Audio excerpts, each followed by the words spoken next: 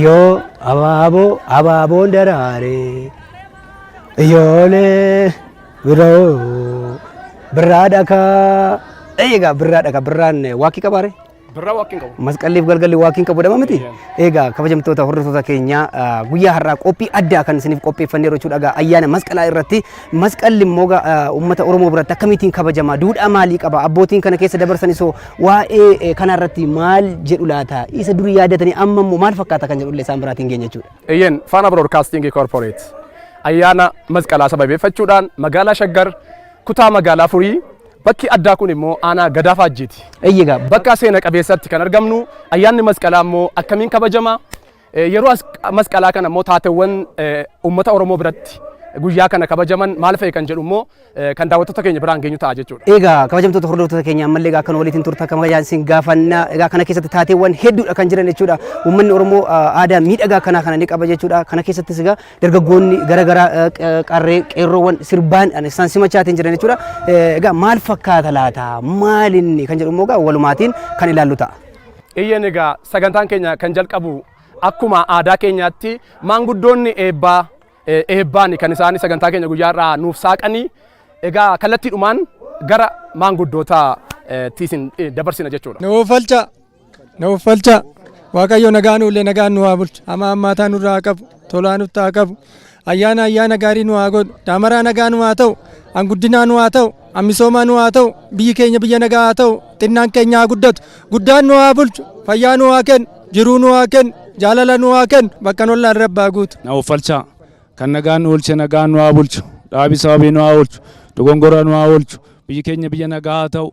Xiqqaan nu haa guddatu. Guddaa qabnu nu haa bulchu. Ayyaana masqalaa kana Rabbi immoo daamaraa kana nu haa oofalchu.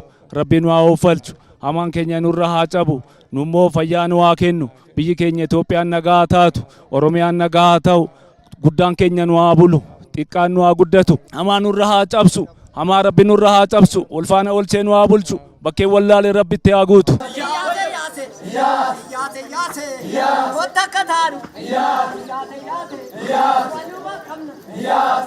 Masqala jechuun akka naannoo keenyatti birraa bacaqii gannaa Rabbiin oofalchee birraatti waan ba'an waan ta'eef masqalli immoo fuuldurri keenya birraadha waan ta'eef maareedhaan fudhannee ayyaana masqalaa akkaataa kanaan kabajna jechuudha.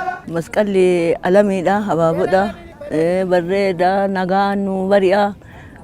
Dhoqqee gannaa nu oofalcheet ibsaa itti nu baasee alamiidhaan nu ga'ee ibsaa baafannee qincee godhannee nyaannee gabbarree seera Oromoo seera abbaa keenyatiin akkasitti bulcha. Masqalli jechuun uummata Oromoo aadaa guddaadha, aadaa cimaadha. Masqala jechuun ifa, masqala jechuun booqa birraa ganna bacaqii keessa baane adda baaboo nu oofalchenne bifa saniin kabajnaa jechuudha. Masqalli quubsaadha.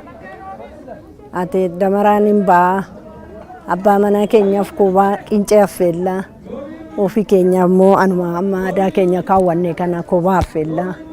Alamiidha masqalli. Quubsaadha, quufaadha. Galaana. Masqalli akkuma beekamu akka abbaa keenyaatti ayyaana Oromoon kabaju keessa ayyaana guddaadha. Mootii yookaan immoo hangafa ayyaana jedhee kabaja Oromooni. Egaa masqalli waa baay'ee of keessaa qaba akka Oromootti. Yeroo tokko jaarraarree yookaan immoo yoo umuriirree masqalaan lakkaa jechuudha. Masqala jechuun bacaqii gannaa keessaa baanee kara birraa booqatitti kan baanu yeroo ammaa kana birraan bari'ee jedhee yeroo dargaggeechi itti faarsuu fi Oromoon itti faarsu yeroo daamaraa itti baasee irratti ililchee baga birraadhaan nu geechee yeroo itti jedhudha.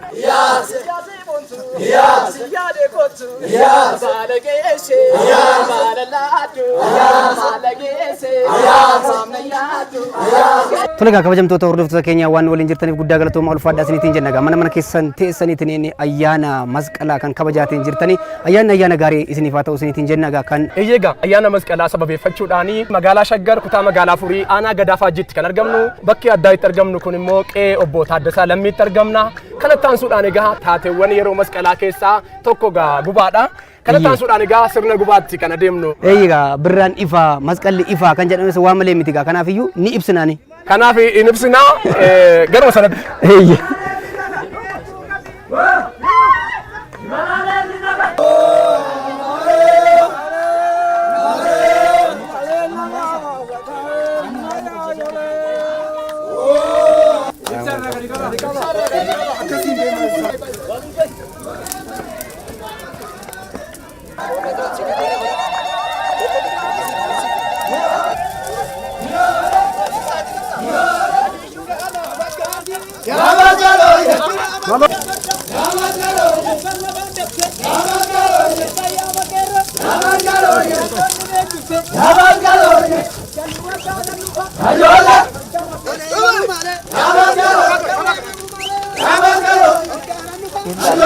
Daamaraa yoo qabatanii mana keessaa qabsiisanii tooba'u daamaraa tan harkatti qabatanii baasanii alattiin gadi ba'u yoo sanitti egaa birraan gara fuulduraatitti gammachuudhaan birraan kun haala gaariidhaan masqalli ayyaana masqalaa kan akkaataa kanaan kan kabajnu ta'a jechuudha. Okkoteen raafuu bahee okkoteen foonii seenii jedha Oromoon yoo daamaraa baafatu.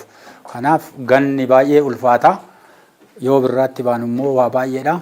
Raafuun sunis darbee waan hundiin qoora jechuudha. Kanarraan ka'ee nyaata akkuma mana ofiititti namni akka humna ofiititti qopheeffachuu danda'a. Irra caala garuu naannoo keenyatti horiirraa wanni argamu kun baay'ee isaatti fayyadamna. Aannan jira, qinceen jira, marqaan irreera. Kana biras kan darbe horii hoolas qalatee, kan humna qabu horiis qalatee waa hunduma isaayyuu hin qopheessa. Irruma caala qinceen marqaan kun raafuun ayyaana masqalaa irratti nafu jechuudha keessa. Akkuma beekamu Oromoon keessumaayyuu ayyaana daamara kana baay'ee cimsee kabaja. Keessawuu uummanni kiristaanaa baay'ee cimsee kan kabajudha. Akkuma aadaa keenyattis sirna kabaja ayyaana masqalaa irratti akkuma qabeenyatti warri qabu warra hin qabne gargaaree oliin olitti baay'atanii ol keessa ta'anii nama harka qalleeyyii ta'es akkuma argartan kanaan ofitti qabnee ol keessa waliin kabajna jechuudha bareedne bifa kanaan kabajna ayyaana masqalaa. Akka naannoo kanaatittis baay'ee isaa masqalli yoo diggifamu mana nama tokkootii miti kan nyaatamu jechuudha. Ollaarra deemamee tollaa hundumaayyuu kan qabu kan hin qabne jedhamu waamamee mana hundumaayyuu mana iyyachatiisoo ta'e ammuma humna isaasan kan qaburraa isa ammuma humna isaasan ol qarqaaree wajjiniin dabarfata jechuudha masqala kana. Masqala ijoollumti keenyas baay'ee isaa masqala jedhamee mootii masqala akkuma jedhamu kan dharraadhaan eeggannu jechaadha. Ammatti haala bareedaadhaan haala ammayyaa ta'een amma ayyaanichi kan kabajamaa jiru wanti isa duriitirra jiru ammas immoo uummanni bakka kanarratti bal'inaan argame namoonni asitti ayyaana masqalaa kana kabajuudhaaf asitti daamaraa baasaa jira jechuudha. Masqalli ga'ee daamaraan hin ba'a daamaraan hoo ba'ee uulan hoo galleen manatti hin qalama calleen hin facaafama. Qabeen seeran jira qabeen hin jira akkasitti gabbannee tokko gabbisnee abdaarillee gabbifannee ollaa keenya wajjin biyya wajjiniin aadaa duriitu nu deebee baay'isee das nama jedha.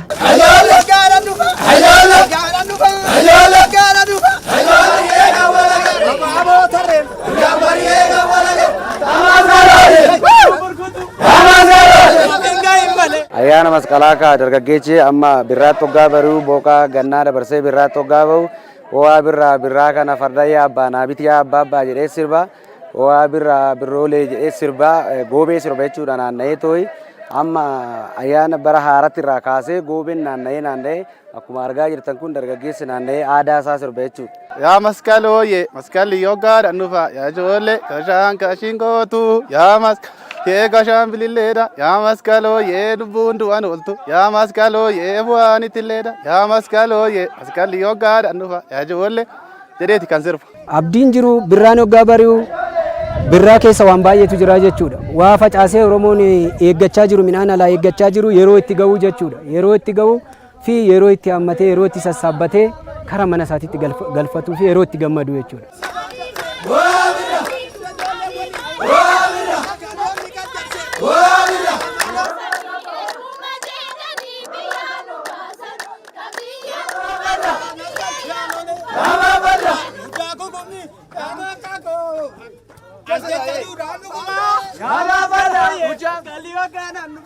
Aadaan kun naannoo keenya keessatti amma ta'e kanaan dura haaluma yerootti wal qabatee baay'ee isaa babbadaa tureyyuu haa ta'uuti ammatti immoo yeroo kanatti uummanni kinoo erga naannoon kun naannoo shaggaritti as naanna'e ayyaana kana bara kana karaa kanaan kabajuudhaaf kan yaadne ta'udha. Masqalli naannoo kanatti haa ta'uuti yeroo dheeraadhaaf bifa adda addaatiin amantaadhaan ol qabatee waan adda addaatiin ol qabatee qaqallisuu kanatti ture xinnoo xuxuruursuu kanatti ture yaa ta'uuti namoonni immoo naannoo kana jiru Oromoon naannoo kana jiru baay'ee isaa irratti du'e amma muraasa wayii tursiiseera jechuudha.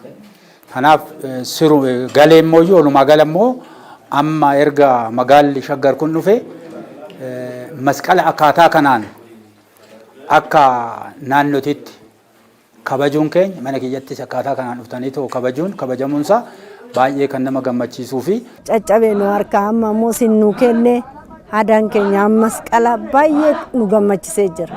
Baay'ee gammanne.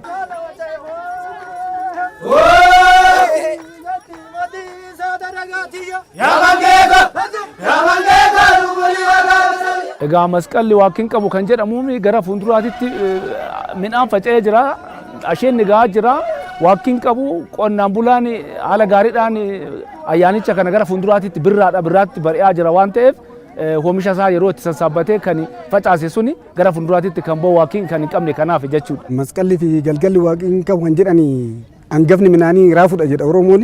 Ammaa kun raafuu waan salphaadha. Raafuu midhaan guddaadha. Ataakiltii guddaadha. Waan gaariidha. Vitaaminii baay'ee of keessaa qaba. Sararaan darbee asheenni baaqelaallee ataraatillee darbee ka shumburaallee jiraachuu malaan boqqolloo isarraan midhaan waan hundumtuu gaa waan ta'eef quufa waan ta'eef masqallii fi galgalli waaqiin qabu waan jedhaniif boruun gannaa sun darbee qarrara birraatitti waan ba'aniif waan hundumtuu waan asheetee ga'uu fi masqallii fi galgalli waaqiin qabu kan jedhame kanarraa kan ka'e.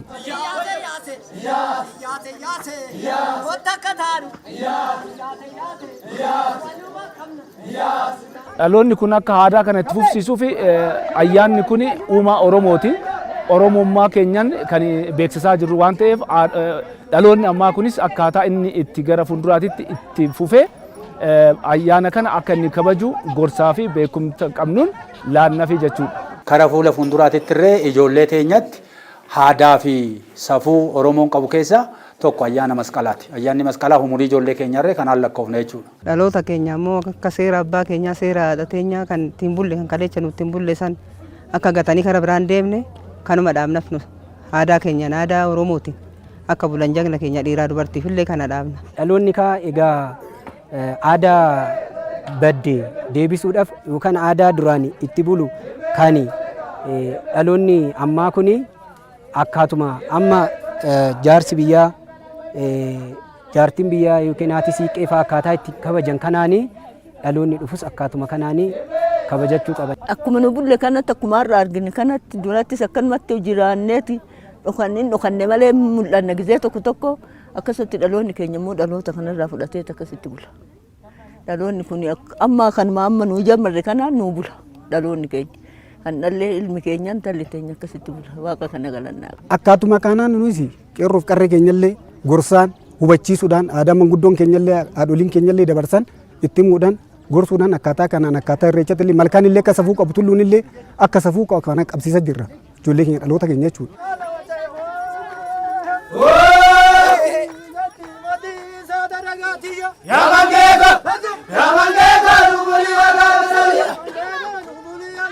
Hundi keessan baga ayyaana masqalaatiin siniin geetin jechuun barbaada. Akkuma beekamu ayyaana masqalaa bara kanaa yeroo kabajnu hundeeffama magaalaa Shaggaritti aansinee marsaa tokkoffaa bara kana ayyaana masqalaa kabajna. Ayyaana masqalaa bara kanaa kan adda isa taasisu keessayyuu naannoon kun naannoon qorkee dhabee beekamu kun akka aanaa Gadaafaatti yeroo itti aadanii fi seenan uummata Oromoo asiin dura dhokatee ture yeroo ammaa kana immoo bu'aa hundeeffama magaalaa Shaggariitiin seenanii fi duudhaan uummata Oromoo bakkatti kan deebi'e asumaan ergaa koo dabarsaa. Nageenyi kan jedhamu kun caasa nageenya qofaan kan mirkanaa'u miti. Nageenyi mataan isaa kan nageenya jedhamuu danda'u kan hawaasaa yoo ta'edha. Kanaaf tokkoon hawaasni mataan isaa nageenya isa mirkaneessuu keessatti halkanii guyyaa sirriitti of eeguun ijaaramee socho'uun baay'ee murteessaadha. Gama biraatiin immoo caasa nageenyaas ta'e hooggansa uummata kana hoogganuudhaaf carraa argatee yeroo ammaa kana hojjetaa yeroo wajjinis immoo qindoomuun wal hubachuudhaan hojii nageenya mirkaneessuu keessatti hawaasni gahee mataa isaa ba'uun caasa nageenyaa keenya wajjin qindoomii gaafata waan ta'eef carraa kanaan hawaasnis ofii isaa dammaqee of eeguun caasa nageenya keenya wajjin immoo qindoomee mari'atee nageenya isaa mirkaneessuun baay'ee murteessaadha. Ulfaadhaa baga bara 2016 keessattuu immoo ayyaana guddaa ayyaana mootii ayyaanaa jedhamu ayyaana masqalaatii hunda keenya ga'ee siniin ga'e jechuun barbaada. Ulfaadhaa. Bara kana magaalaa Shaggarii bara darbee hundeessinee jirra. Magaalaa Shaggarii hundeeffama magaalaa Shaggariitii faana ayyaani kun ayyaan tokkoffaa oo'innaa fi dammaqinnaan kabajamu gara mootummaatiin haala gaariin akka inni kabajamu jaalalaan akka inni kabajamuu fi qophiin hundinuu xumuramee qaamoleen nageenyaa caasaleen nageenyaa hundinuu qophii isaanii xumuranii ayyaan kan kabajaa jiranii. Kanaafuu warra irraa ayyaan kana kabajaa jirtan mana keessanitti ayyaan kan kabajaa kan jirtan foddaa fuullee televizyiiniitiin ayyaan kan hordofaa jirtanii fi man keessanii kan dabarsaa jirtanii ayyaan gaarii sanii haa ta'u. Ayyaan kana gaafa yaadannu nama wal gargaaru walii utubuu tokkummaa biyya keenyaa jabeessuu nagaa naannoo keenyaa eeguu irratti xiyyeeffannuuti. Yeroon kun inni yeroon waan hunduma caala misoomaaf kaanu jaalalaaf tokkummaan biyya keenya gara badhaadhinaa ceesifnuu fi akka aanaa Gadaafaa jitti ammoo bu'uuraalee misooma kanaan dur jalqabneetti xumurru uummata waliin tokkummaa fi bu'uuraalee misooma guddoo itti xumurru anuu ta'uu jedha galatooma.